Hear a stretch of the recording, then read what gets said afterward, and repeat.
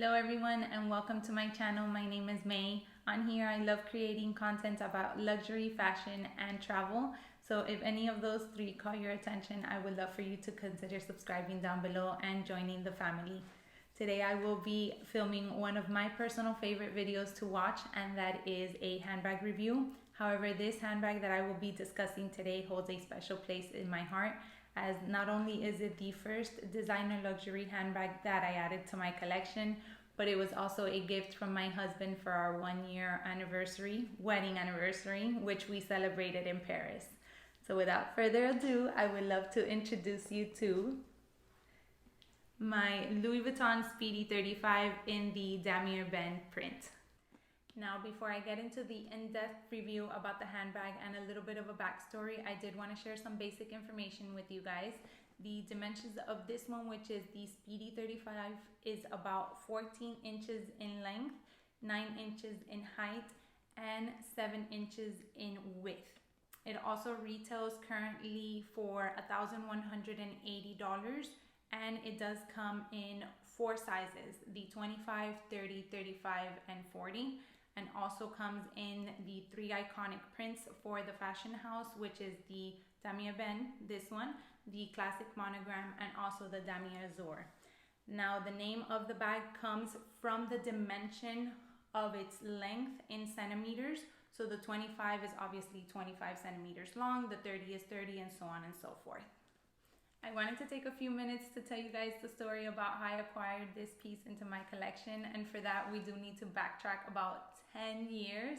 I know, it's crazy for me to think that I have had this handbag with me for 10 years already, but like I mentioned, is one that it's definitely a forever piece for me. It will always stay in my collection. It was a bag that my husband got for me as a 1-year wedding anniversary, and we were in Paris visiting the Champs-Élysées store, which I must say back then was so much different than it is today. We had such an amazing time when we walked into that store.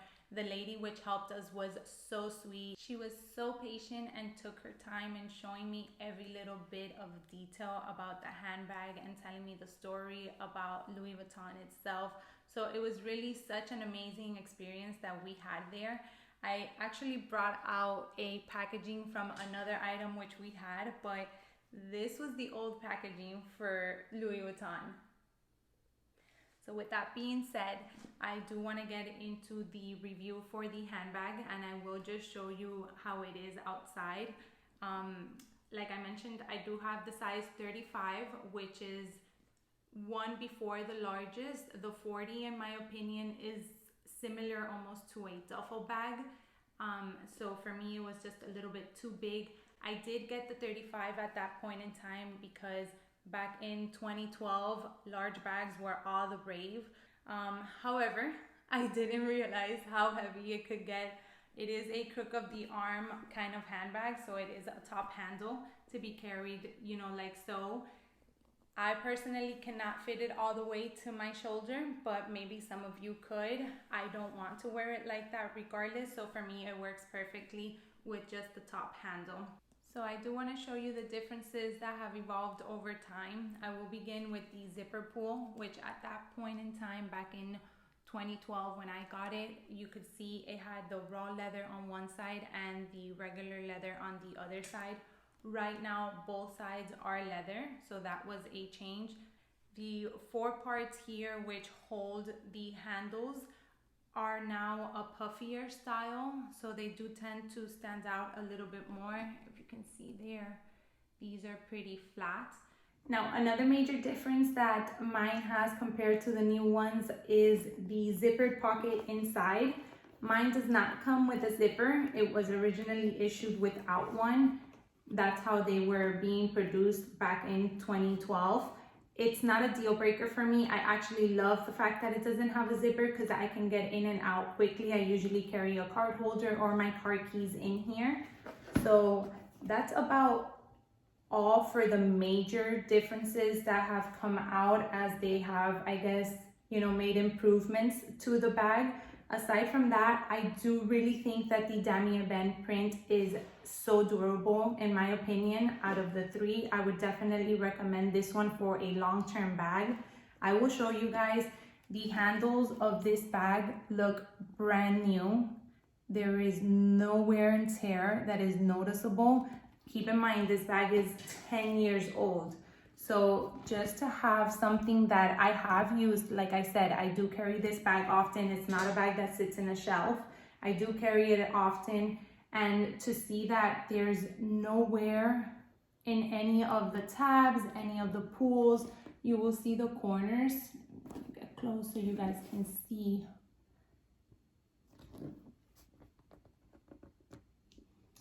It really looks like a bag that came out of the store yesterday. For me, the Damier Ebene print is just so carefree. Also, you know, you don't have to worry about your patina darkening over time, or if you get any water spots for rain. It's just such a good grab and go bag that you can take anywhere. You can even use it for travel. You can use it for work. You can use it as your everyday bag. So I would highly recommend this print in any of the styles, either the classic or the bandolier. I did want to get into the wear and tear of the inside of the bag. For me personally, is in brand new, excellent condition. That stain that you see down there, I believe is from a nail polish. I never bothered cleaning it, to be quite honest with you. So it's just a beauty mark that has stayed there. Other than that, there is no other scratches, no pen marks, nothing inside of the bag. I do love the red interior. For me, it's just such a signature look with this print. And as for the outside, there is no major wear on any of the hardware. Obviously, it is 10 years old, so there is a couple of scratches that you will see if you get close up to the bag. But besides that, it still looks brand new. The screen letters that they put here, I had them stamped when we got the bag back in April 2012. So it only shows you how durable this screening is. I believe it's called, I think it's screening. But you know, they do a lot of limited edition pieces that come with, you know, special characters and so on and so forth with that foil on the bag. And people get very nervous about it because they're not sure how it will wear over time. Larger pieces might be prone to a lot more chipping, but at least I can say that, you know, these are my initials, the ML. They have been there and they've lasted. If you look up close, you will see that there's some cracking on it, but really to me it's nothing major. I love this bag. Now that I've gone into detail about the wear and tear of the bag, I did want to show you guys what fits inside, because what kind of review video would this be if I don't show you what we can fit inside?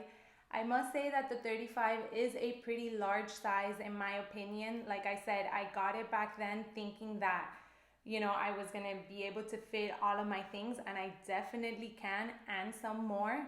But I think the 30 is a great everyday size. I think the 35 is more of a travel bag, like while you're in the airport, you know, it has such a great zipper that you can get in and out of very easily. And then I am dying to add the 25 bandolier to my collection as a travel bag. So while I'm actually in the destination, I feel like you can fit so much in there, and the fact that it has the bandolier strap is going to be so versatile. And then you can also use a top handle for like nights out or dinners or lunches.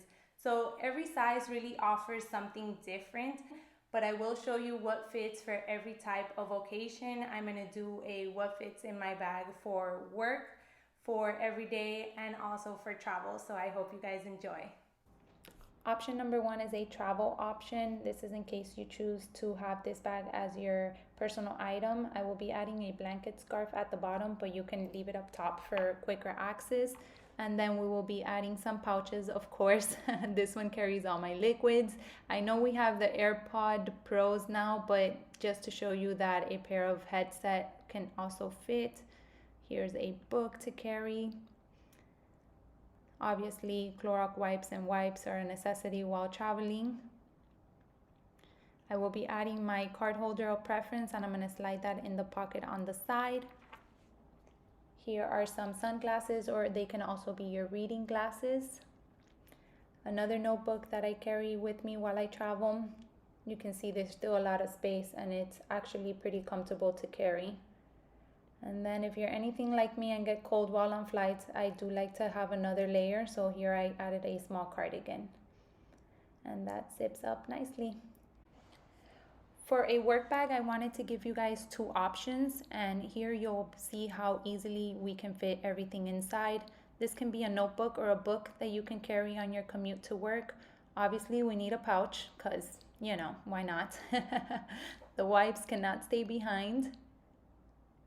I will be adding an umbrella just to show you that it does fit. And here's a pair of sunglasses or reading glasses. And we will be adding more pouches. This is like my junk drawer.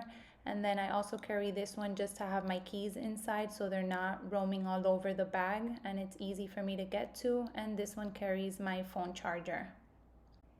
As you can see, there's still so much more space in the bag. I will show you that a water bottle also fits inside comfortably, and then a small little cardigan. On the second option, I wanted to show you guys that a laptop can also fit inside. This is a MacBook Pro 13-inch and it does slide right in. However, do keep in mind that at least with this laptop, the bag started to already feel a little heavy. I went ahead and added that notebook or agenda, another pouch that you can have for makeup or everyday items. This is the key pouch I mentioned. Another small little pouch. I switched up the card holder for this YSL card holder, and that also slide right into the side pocket. The umbrella, we cannot leave that one behind, and the sunglasses or the reading glasses, and of course we can't leave the wipes behind. So the bag does get a little bit heavier with the laptop, but in case you needed to carry one, I did want to give you that option.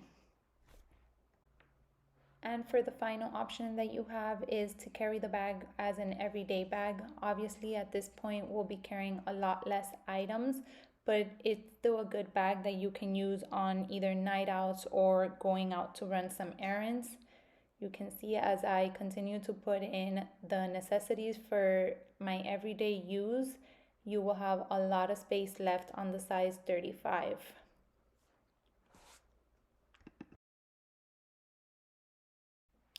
And here I just wanted to show you some mod shots. We do have Cookie joining us in this shot. But I did want you to see how it looks on my body frame. I am 5'3" for reference, and I do think it's a nicely sized bag to carry.